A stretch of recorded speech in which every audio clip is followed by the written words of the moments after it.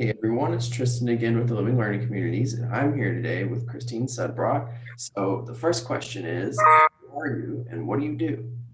Yeah, so who am I? My name is Dr. Christy Sudbrock, and I am an assistant professor in the College of Agriculture, specifically in agribusiness communication and education. And I've been teaching at Missouri State for, oh my gosh, almost 10 years now. I mean, almost, it's 9, but 10 sounds better. So I'm working on my 10th year here at Missouri State. What would you say was like the hit song that was on when you were starting 10 years ago? Move like Jagger. Really, it was a big deal because I got married right before starting this job, and that was like the song that was on repeat like the entire day. So I'm surprised you had to answer that fast. right. So the first one is, what are some of your favorite holiday traditions?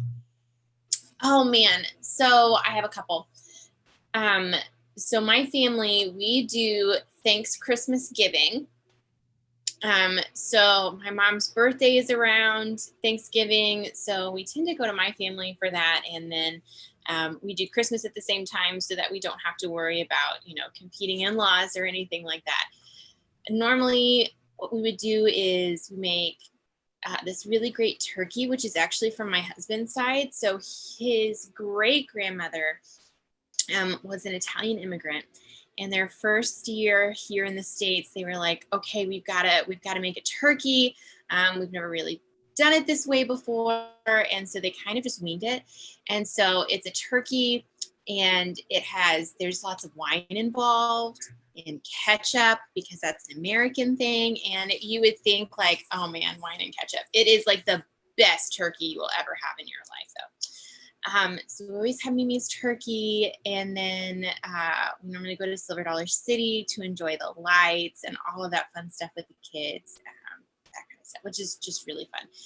And then we're starting some new traditions now that we have kids of our own, which is so fun. Like I remember, Christmas was so magical as a kid, and then you kind of grow up and it's like, oh, it's fun, and then having kids, like, oh my gosh, holidays are so fun now.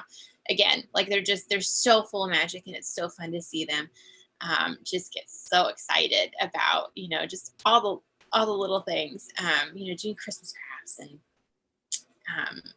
that fun stuff. So we're gearing up for that. I'm almost completely done with my shopping already. Especially in these times of COVID, we're trying to do a lot of more local businesses to really spread the love and to keep it in our communities this year.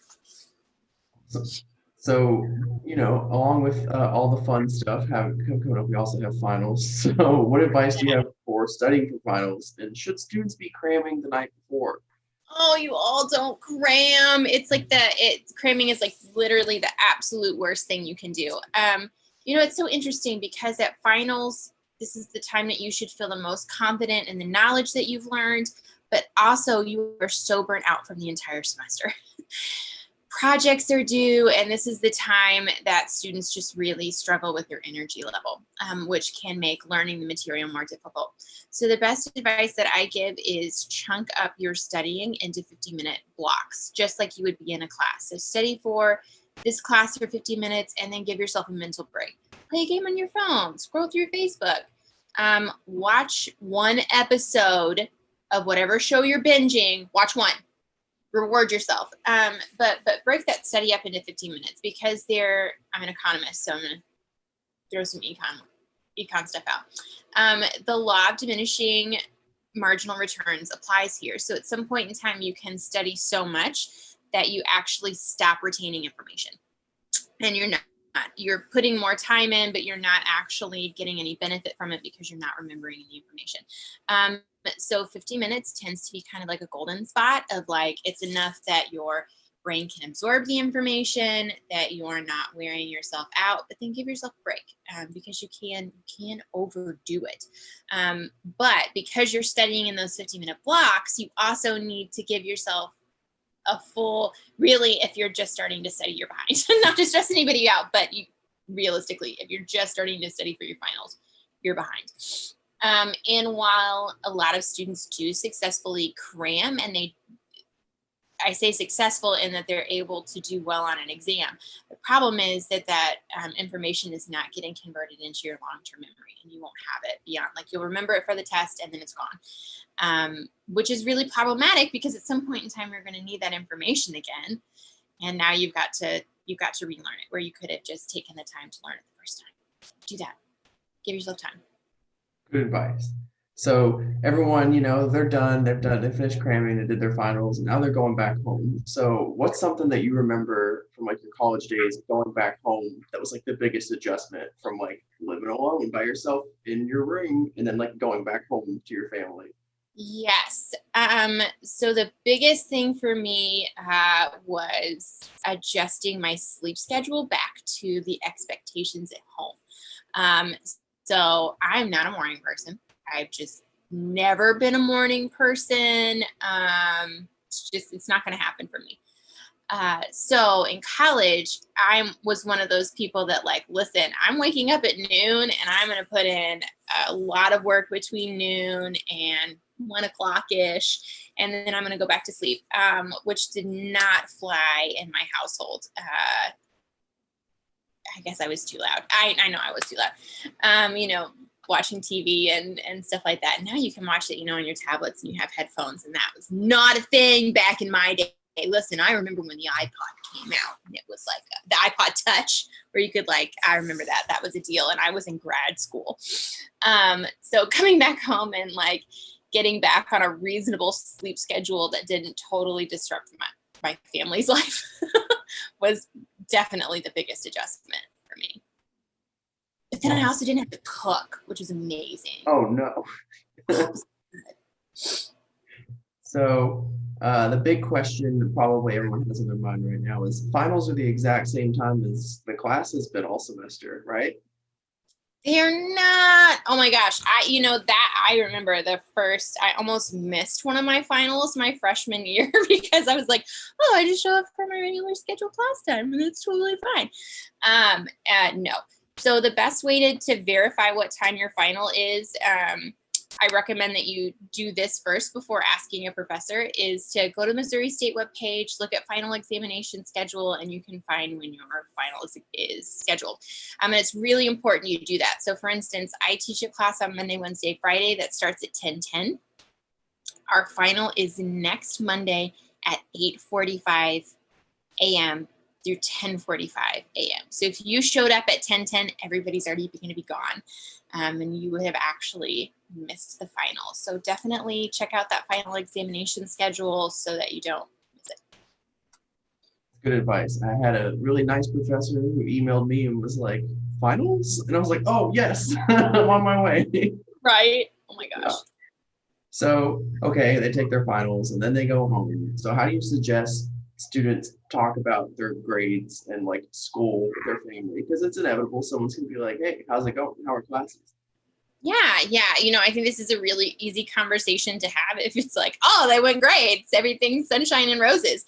But we know for a lot of students, I kind of call the first semester a little bit of an oopsie semester because you're figuring out how to adjust to a college.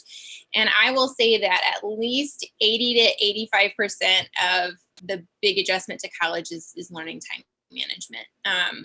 And so, especially at the end of the semester when all the projects are due, like you start to realize like, oh my gosh, I should have started working on this weeks ago. And now that's gone and you've just got to, stay up till 2 a.m. and wake up at 5 and get it done.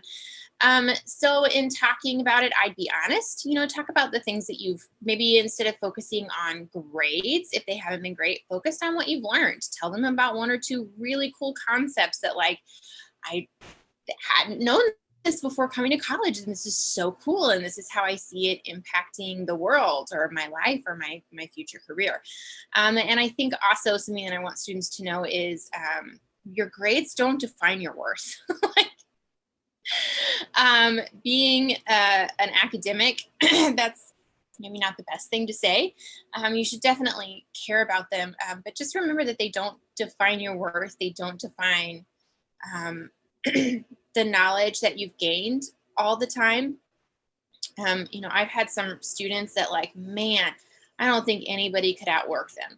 But man, they struggle with tests, and that's a reality. And unfortunately, we don't have a perfect system or perfect assessment tools that can actually measure what you as an individual have learned. So we use the best tools that we have available, hopefully. So just remember that at the end of the day, your grades don't define your worth or what you've ultimately learned this year.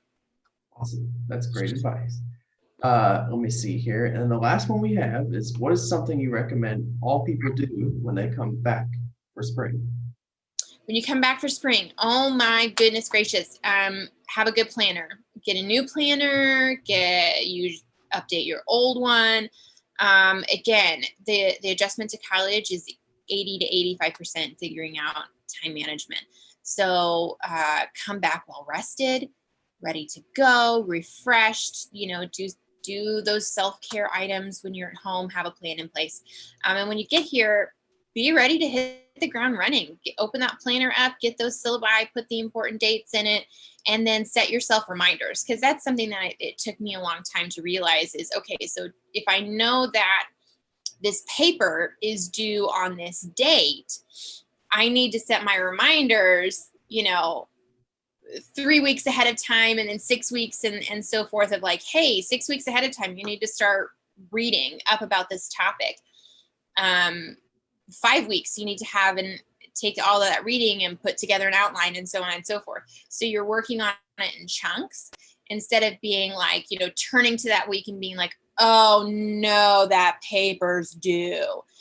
So set up your planner first day, first week, get that planner set up, have your important due dates, have reminders of those important due dates throughout the semester so that you can be working on things consistently. Oh yeah, we've all done a 10 source annotated bibliography like the night before. It's gonna show. So right.